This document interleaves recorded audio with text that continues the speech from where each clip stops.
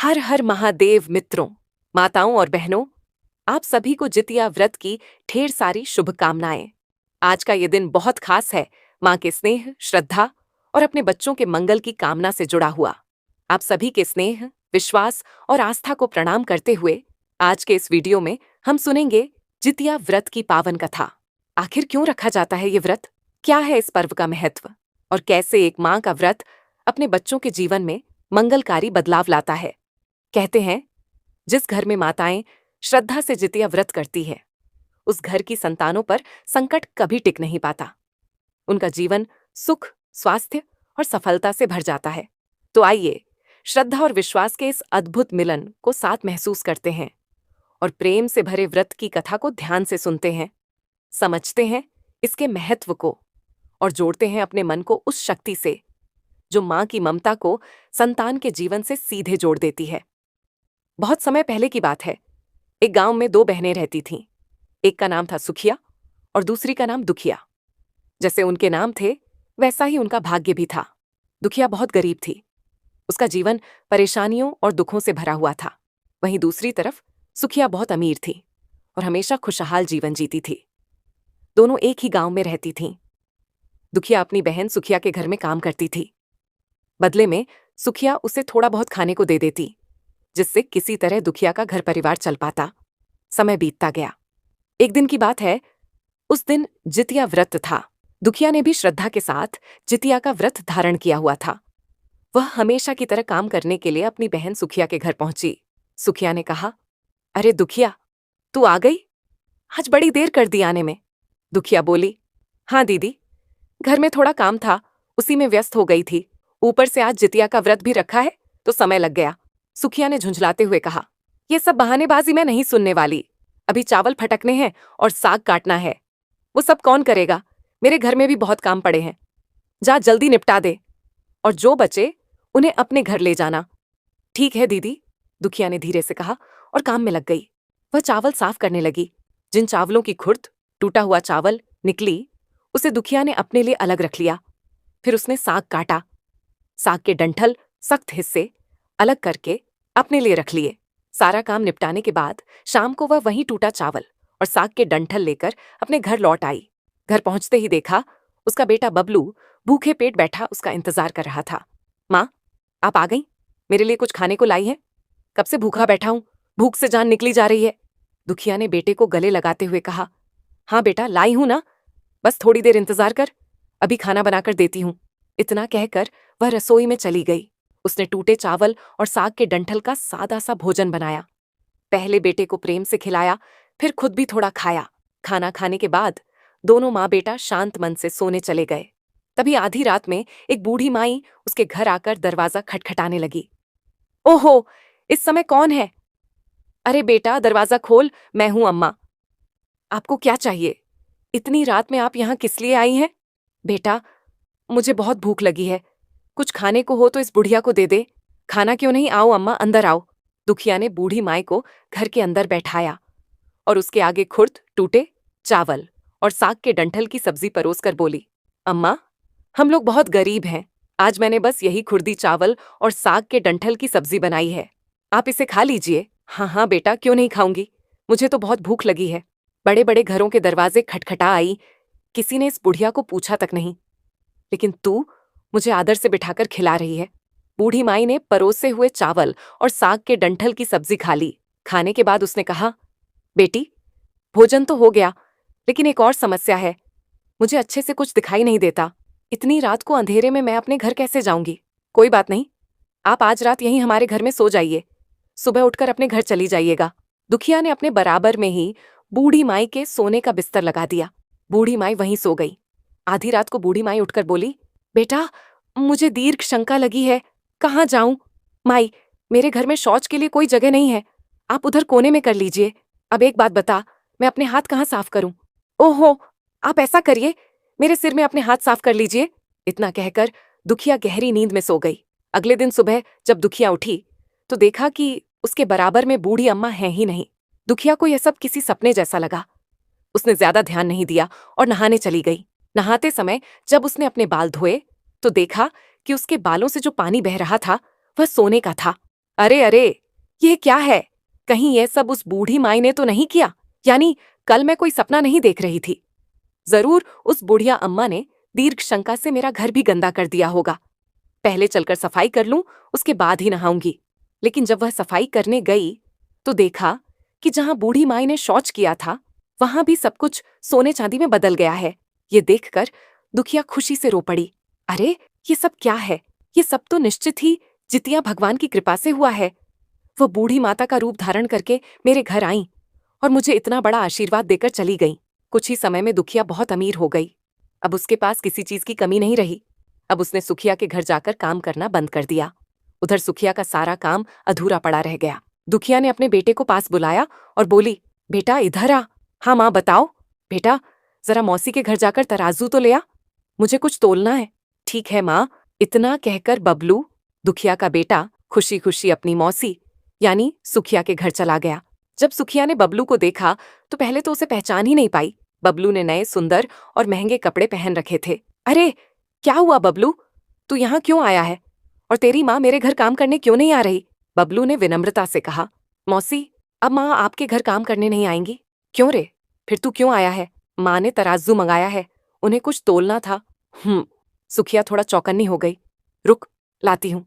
सुखिया ने तराजू के पीछे चुपके से थोड़ा गोंद लगा दिया। वह मन ही मन सोच रही थी, देखते हैं दुखिया ऐसा क्या तोल रही है। गोंद से कुछ न कुछ तराजू में चिपक ही जाएगा, फिर पता चलेगा उसकी झोली में अचानक इतना धन कहाँ से आया। बबलू तराजू लेकर अपनी माँ के पास लौट आया। दुखिया ने उससे सोना तोला। सोने के कुछ टुकड़े गोंद के कारण तराजू के पीछे चिपक गए। जब बबलू तराजू लौटाने पहुंचा, सुखिया ने तराजू को उलट पलट कर देखा। वह हैरान रह गई। अरे, ये तो सोना है। सुखिया की आंखें फटी की फटी रह गईं। मतलब दुखिया तराजू से सोना तोल रही थी, इसीलिए इतने दिन से मेरे घर काम करने नहीं आ रही। पर इन फटीचर लोगों के पास इतना सोना आया कहाँ से? ये पता लगाना पड़ेगा। ये सोचते ही सुखिया सीधे दुखिया के घर जा पहुंची। वहां का नजारा देखकर सुखिया दंग रह गई। दुखिया का घर पूरी तरह बदल चुका था। जहां पहले टूटी दीवारें थीं, वहां अब सुंदर मजबूत घर खड़ा था। चारों ओर समृद्धि ही समृद्धि दिखाई दे रही थी। सुखिया ने आश्चर्य से पूछा, बहन, ये सब कब और कैसे हुआ? तुम्हारे तो एकदम से दिन ही पलट गए। दुखिया ने विनम्रता से उत्तर दिया, बस बहन, ये सब तो जितिया महाराज का आशीर्वाद है। सुखिया को चैन कहाँ था। उसने तुरंत पूछा, हाँ पर बहन, इतना सारा धन तुम्हारे पास आया कहाँ से? दुखिया ने उसे रात की सारी घटना बता दी। कैसे बूढ़ी माई आधी रात उसके घर आईं, कैसे उसने उन्हें भोजन और आसरा दिया, और कैसे भगवान ने रूप बदलकर उसे आशीर्वाद दिया। सुखिया यह सुनकर मन ही मन लालच में भर गई। उसने ठान लिया, अब मैं भी जितिया का व्रत रखूंगी और वही सब करूंगी जो दुखिया ने किया, ताकि मुझे भी ढेर सारा सोना चांदी मिल जाए। समय बीतता गया। अगली बार जब जितिया का दिन आया, तब दोनों बहनों ने व्रत रखा। सुखिया के पास पहले ही हर तरह का सुख, धन और ऐश्वर्य था। फिर भी लालच में अंधी होकर उसने वही किया जो दुखिया ने किया था। उसने चावल फटक कर साफ चावल फेंक दिए और टूटा चावल, खुर्द अपने पास रख लिया। साग की कोमल पत्तियां फेंक दी, डंठल अपने पास रख लिए। उन्हीं डंठलों की सब्जी बनाई, टूटा चावल खाया, पूजा पाठ किया और फिर सोने चली गई। उसे बस इंतजार था, आधी रात को बूढ़ी माई आएंगी और सोना चांदी बरसाएंगी। और सचमुच आधी रात को उसके घर में भी बूढ़ी माई ने दरवाजा खटखटाया। सुखिया अंदर ही अंदर मुस्कुरा रही थी। आ गई वही माई, अब मेरी किस्मत भी चमकने वाली है। रात गहरी हो चुकी थी। अचानक दरवाजे पर दस्तक हुई। सुखिया ने तुरंत दरवाजा खोला। सामने एक बूढ़ी माई खड़ी थी, थकी हुई। भूख से कांपती आवाज में उन्होंने कहा, बेटी, भूख लगी है, कुछ खाने को दे दो। सुखिया ने झिझकते हुए कहा, मैंने तो आज बस खुर्दी का चावल और डंठल का साग बनाया है, खाओगी? बूढ़ी माई ने हल्की मुस्कान दी। कोई बात नहीं बेटी, जो है वही खा लूंगी। सुखिया ने भोजन परोसा। माई ने संतोष के साथ खाया और फिर आराम करने चली गईं। रात के सन्नाटे में अचानक माई की आवाज आई, बेटी, दीर्घ शंका लगी है, कहाँ जाऊं? सुखिया ने सहजता से कहा, यहीं किसी कोने में कर लीजिए। फिर माई ने पूछा, मैं अपने हाथ कहाँ साफ करूं? सुखिया ने बिना सोचे कहा, मेरे सिर में ही साफ कर दीजिए। बूढ़ी माई ने वैसा ही किया। सुखिया मन ही मन खुश थी। सुबह होते ही मेरा घर भी सोने से भर जाएगा। लेकिन भोर की पहली किरण के साथ ही उसकी उम्मीदें टूट गईं। सुखिया ने देखा, पूरा घर गंदगी से भरा पड़ा था, बालों में भी मैल जमा था। उसके चेहरे पर गुस्से और शर्म का मिला जुला भाव था। वह तुरंत अपनी बहन दुखिया के घर पहुंची और गुस्से में चिल्लाई, तूने मुझसे झूठ कहा, मेरा पूरा घर गंदा करवा दिया। देख ये क्या हो गया, मैंने तेरे कहे अनुसार ही सब कुछ किया, फिर मेरे साथ ऐसा क्यों हुआ? दुखिया ने शांत स्वर में कहा, यही तो तेरी गलती थी बहन, मेरे पास कुछ नहीं था, इसलिए मैंने जितिया महाराज को खुर्दी का चावल और डंठल का साग दिया। तेरे पास सब कुछ था, फिर भी तूने उन्हें साधारण खाना दिया। तूने अपने घर आए भगवान का अपमान किया और लालच में सही सम्मान न देकर सब कुछ खो दिया। भगवान तो भाव देखते हैं, बहन भोजन नहीं। ये सुनते ही सुखिया के हाथ कांप उठे, पछतावे से उसकी आंखें भर आईं। उसने दोनों हाथ जोड़ लिए और रोते रोते भगवान से माफी मांगने लगी। हे प्रभु, मुझसे भूल हो गई, मेरी आंखें लालच से अंधी हो गईं, मुझे क्षमा कर दीजिए। मित्रों, जितिया व्रत की ही आपको एक कथा और सुनाते हैं। एक समय की बात है, किसी गांव में पार्वती नाम की एक महिला अपने 2 बच्चों के साथ रहती थी। दुर्भाग्य से कुछ समय पहले ही उसके पति का देहांत हो गया था, जिस वजह से पार्वती के घर की स्थिति बहुत खराब हो गई थी। घर में अब कोई कमाने वाला नहीं था। पार्वती की बड़ी बेटी का नाम था सलोनी और छोटा बेटा था राजू। उन लोगों के लिए एक समय का खाना जुटाना भी बहुत मुश्किल हो गया था। माँ, मुझे बहुत जोरों की भूख लगी है, कुछ खाने को दो ना। खाने को तो कुछ नहीं है बेटा, लेकिन अगर शाम तक सब्र कर ले, अभी मैं काम की तलाश में जा रही हूँ। मुझे कोई काम जरूर मिलेगा, फिर मैं तेरे लिए कुछ लेकर आऊंगी। ठीक है माँ। ऐसा कहकर पार्वती काम की तलाश में बाहर चली जाती है, लेकिन पूरे दिन इधर उधर भटकने के बाद भी उसे कोई काम नहीं मिलता। आखिरकार वह गांव के सेठ के घर जाती है और वहां काम मांगती है। मालकिन, मेरे लायक आपके घर में कोई काम होगा? मैं सब काम कर लेती हूँ। काम तो है, लेकिन मैं उसके बदले तुझे पैसे नहीं दूंगी। उसके बदले तुझे खाना मिल सकता है, ये ठीक रहेगा। पैसे भले नहीं मिल रहे हों, पर एक समय का खाना तो मिल जाएगा। ठीक है मालकिन, मैं तैयार हूँ। अब पार्वती सेठानी के घर काम करने लगी। सेठानी के घर में जो कुछ भी बचा कुचा होता, वह पार्वती को खाने के लिए दे देती। पार्वती उसे घर ले जाती और अपने बच्चों के साथ खा लिया करती।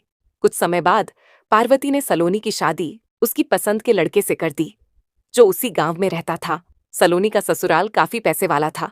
शादी के बाद सलोनी अपने ससुराल में अच्छा जीवन बिताने लगी, लेकिन शादी के बाद उसने अपनी माँ और भाई से बात करना बंद कर दिया। अब ना तो वह मायके जाती, ना ही उनकी कोई खबर लेती। उसे लगता था कि अगर वह अपनी माँ से रिश्ता रखेगी तो माँ उससे पैसे मांगेगी। इसलिए सलोनी ने अपनी माँ से हर तरह का रिश्ता तोड़ दिया था। एक दिन राजू के मन में अपनी बहन से मिलने का ख्याल आया। माँ, सालों हो चुके हैं, अभी तक दीदी की कोई खबर नहीं आई, ना ही वह हमसे मिलने आई। मुझे दीदी की बहुत याद आ रही है, मैं दीदी से मिलने जाना चाहता हूँ। बेटा, तेरी दीदी का ससुराल बहुत दूर है, तू जाएगा कैसे? मेरे पास तो किराए के पैसे भी नहीं हैं। माँ, मैं पैदल चला जाऊंगा, आप बस सफर के लिए मुझे कुछ भोजन दे देना। बेटा, तेरी माँ के पास उतना भी नहीं है, मैं क्या करूं? कल जितिया का पर्व है, मुझे कल जितिया का भोग भी चढ़ाना है, मेरे पास तो उसके लिए भी कुछ नहीं है। आप सेठानी जी से कुछ भोजन क्यों नहीं मांग लेती? उसी में से आप जितिया महाराज को चढ़ा देना और जो थोड़ा बचे मुझे दे देना। पार्वती कुछ अनाज मांगने के लिए सेठानी के पास जाती है, लेकिन सेठानी उसे सिर्फ 2 रोटी जितना आटा देकर वापस भेज देती है। अगले दिन जितिया का नहाय खाए का दिन था। पार्वती नियम पूर्वक नहाय खाए की तैयारी करती है। सेठानी के घर से जो आटा वह लेकर आई थी, उसी आटे से वह 2 रोटियां बनाती है। पहली रोटी जितिया महाराज को चढ़ाती है और दूसरी रोटी राजू को दे देती है, जिससे वह रास्ते में खा सके। राजू वह रोटी पोटली में रखकर अपनी बहन के घर के लिए निकल पड़ता है। रास्ते में राजू को बहुत जोरों की भूख लगती है। बहुत भूख लगी है, रोटी निकालकर खा लूं क्या? लेकिन कुछ देर में तो अपनी दीदी के घर ही पहुंच जाऊंगा, वह मुझे स्वादिष्ट स्वादिष्ट खाना खिला देंगी। अभी रहने ही देता हूँ, ये रोटी आते समय के लिए रख देता हूँ, जब दीदी के घर से वापस आऊंगा तब इसे रास्ते में खाऊंगा। ऐसा सोचकर राजू रोटी की पोटली एक झाड़ के पीछे छुपा देता है और अपनी बहन के ससुराल की ओर चल पड़ता है। सलोनी का ससुराल बहुत दूर था। राजू को चलते चलते बहुत समय हो गया, वह बहुत ज्यादा थक चुका था। सुबह का निकला हुआ राजू शाम के समय सलोनी के ससुराल पहुंच जाता है। सलोनी अपने घर के बाहर खड़ी थी, तभी उसकी नजर अपने भाई पर पड़ती है। अरे, ये तो राजू है, ये यहाँ कैसे आ गया? कहीं ये मेरे पति से पैसे मांगने तो नहीं आया? वह वैसे भी भोले भाले हैं, इसे तुरंत पैसा दे देंगे। अगर ये घर में घुस गया तो परेशानी हो जाएगी, इसे घर के बाहर ही रोकना पड़ेगा। अरे राजू, तू यहाँ क्यों आया है? आपसे मिलने आया हूँ दीदी, मुझे और माँ को आपकी बहुत याद आती थी। शादी के बाद आप तो आई नहीं, ना ही आपने हमारा हालचाल पूछा कभी। इसीलिए मैं ही आ गया। ठीक हो ना आप? हाँ हाँ, मैं ठीक हूँ। अब यहाँ ज्यादा देर मत रुक, चला जा यहाँ से। तेरे जीजा जी बहुत गुस्से वाले हैं। अगर उन्होंने तुझे यहाँ देख लिया तो बहुत मारेंगे।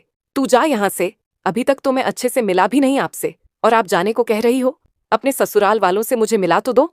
नहीं नहीं, वो बहुत खड़ूस हैं। अगर तुझे देख लेंगे तो गुस्सा करेंगे। तू जाना। दीदी, बहुत जोरों की भूख लगी है, कुछ खाना ही खिला दो। खाना? चल एक काम कर, उस दीवार के पीछे जाकर छुप जा। मैं थोड़ी देर में तेरे लिए खाना लेकर आ जाऊंगी।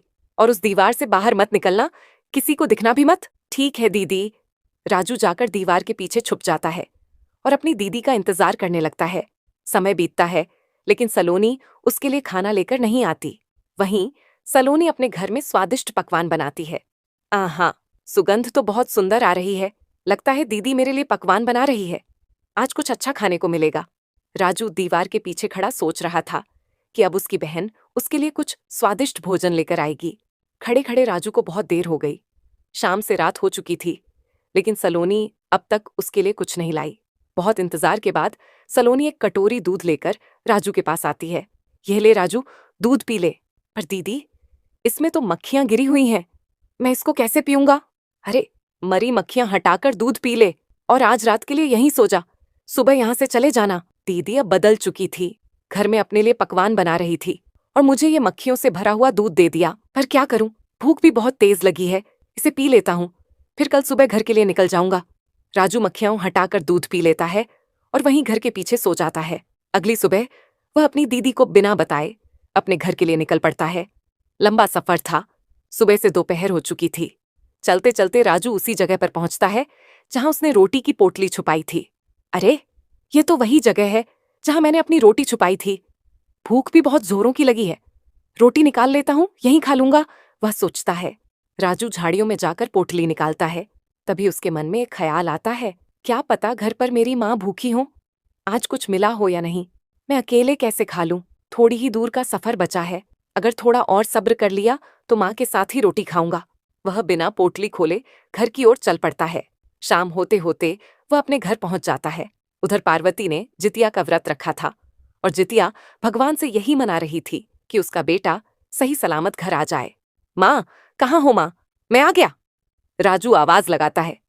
अरे राजू बेटा, तू आ गया? अपनी दीदी से मिलकर आया? वह कैसी है? राजू सोचता है, यदि माँ को सच्चाई बताई तो इन्हें बहुत बुरा लगेगा। माँ, दीदी बिल्कुल ठीक है, वह तो बस तुम्हारे बारे में ही पूछ रही थी। अच्छा, और तेरी खातिरदारी अच्छे से की उसने? हाँ माँ, मुझे तो दीदी ने ढेर सारे पकवान खिलाए। माँ, तुमने कुछ खाया? कहाँ बेटा, मुझे गरीब को कहाँ कुछ भोजन नसीब होगा। चल, तू कुछ खाकर आया है ना? अरे माँ, चिंता क्यों कर रही हो? ये देखो, जो तुमने रोटी बनाकर दी थी वही मैं अपने साथ ही लाया हूं। चलो, हम दोनों ये रोटी खाएंगे। मैंने तुझे ये रोटी रास्ते के लिए दी थी, तूने रास्ते में नहीं खाई। कैसे खाता माँ, भूख लगी ही नहीं। फिर जब दीदी के घर पहुंचा तब दीदी ने इतना खिला दिया कि आते समय भूख ही नहीं लगी। चलो, अब हम दोनों ये खाएंगे। राजू रोटी की पोटली खोलता है तो देखता है पोटली के अंदर रोटी तो है ही नहीं, बल्कि उसके अंदर हीरे जवाहरात भरे हुए हैं। ये देखकर दोनों चौंक जाते हैं। अरे, ये सब क्या है? ये हीरे जवाहरात तेरे पास कैसे आए? पता नहीं माँ, मैंने तो जाते समय यह पोटली छुपा दी थी। सोचा था कि आते समय भूख लगेगी तब खाऊंगा। मैं समझ गई बेटा, ये सब जितिया महाराज की कृपा से ही हुआ है। मेरा व्रत सफल हो गया। उन्होंने इस रोटी को सोने चांदी में बदल दिया। दोनों माँ बेटे जितिया महाराज का शुक्रिया करते हैं। फिर उस सोने चांदी को बेचकर पार्वती अपने बेटे के लिए सुनार की दुकान खोलती है। जितिया महाराज की कृपा से कुछ ही दिनों में उसकी दुकान खूब चलने लगती है। देखते देखते पार्वती का घर धन दौलत से भर जाता है। कुछ पैसे जोड़कर पार्वती अपने लिए एक बहुत बड़ा घर बनवाती है और घर में पूजा का आयोजन करती है, जिसमें वह सलोनी को भी बुलाती है। गृह प्रवेश में सलोनी अपने पति पंकज के साथ आती है। अपने मायके की चमक धमक देखकर वह चौंक जाती है और उसे अपने किए पर गहरा पछतावा होता है। फिर वह अपनी माँ और भाई से माफी मांगती है। दोनों उसे माफ कर देते हैं। जितिया महाराज की कृपा से पार्वती का जीवन अब खुशहाली से बीतने लगता है। दोस्तों, यही थी पार्वती और राजू की प्रेरणादायक कथा, जो हमें सिखाती है कि सच्चे मन से किए गए व्रत और ईश्वर पर अटूट विश्वास कभी व्यर्थ नहीं जाते। जब मन में लालच न हो, बस श्रद्धा और प्रेम हो, तो भगवान अपने भक्तों की झोली खुशियों से भर देते हैं। अगर आपको यह कथा अच्छी लगी हो तो इसे लाइक जरूर करें और अपने दोस्तों व परिवार के साथ शेयर करें ताकि यह प्रेरणा और भी लोगों तक पहुंचे। और हाँ, अगर आप ऐसी ही अद्भुत, भावनात्मक और धार्मिक कथाएं सुनना चाहते हैं तो सब्सक्राइब कर लें हमारे चैनल को ताकि हमारी हर नई कहानी सबसे पहले आप तक पहुंचे। आपके प्यार और सहयोग से ही हमारा यह सफर आगे बढ़ता है। मिलते हैं अगली रोचक कथा में।